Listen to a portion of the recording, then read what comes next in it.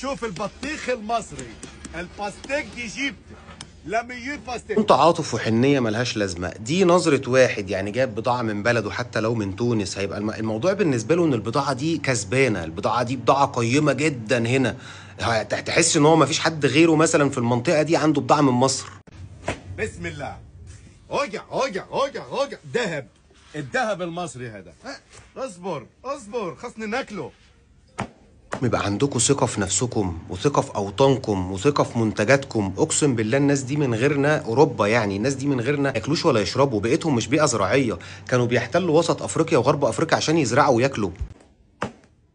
شوف هذا 1 2 3 قلت العاليت لها.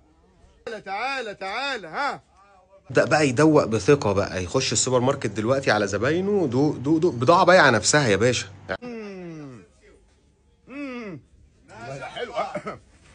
تعالى دوق بتاع مصر. ما شاء الله. الذهب المصري اهو. يا حبيبتي يا مصر.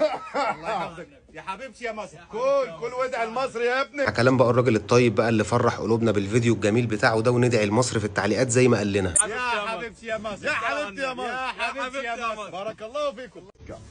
ها جا تونتون. شكرا. قلت لا باستيك تونتون. شكرا. اروح هشام جاهز.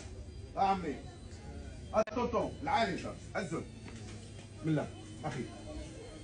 يا حبيبتي يا مصر ساس الباستيك دي جيب. الفيديوهات اللي انتم محرومين منها دي الفيديوهات اللي ما بتوصلكوش، دي الفيديوهات اللي لازم توصل لكم، دي الفيديوهات اللي كل صناع المحتوى تجاهلوها لسنين. مبخر سامعكم. سي باستيك مانيفيك. دي الفيديوهات اللي ولا هتشوفوها في افلام ولا في مسلسلات. لو مهتم بالنوع ده من المحتوى اعمل فولو، استناني في فيديو جديد. سلام.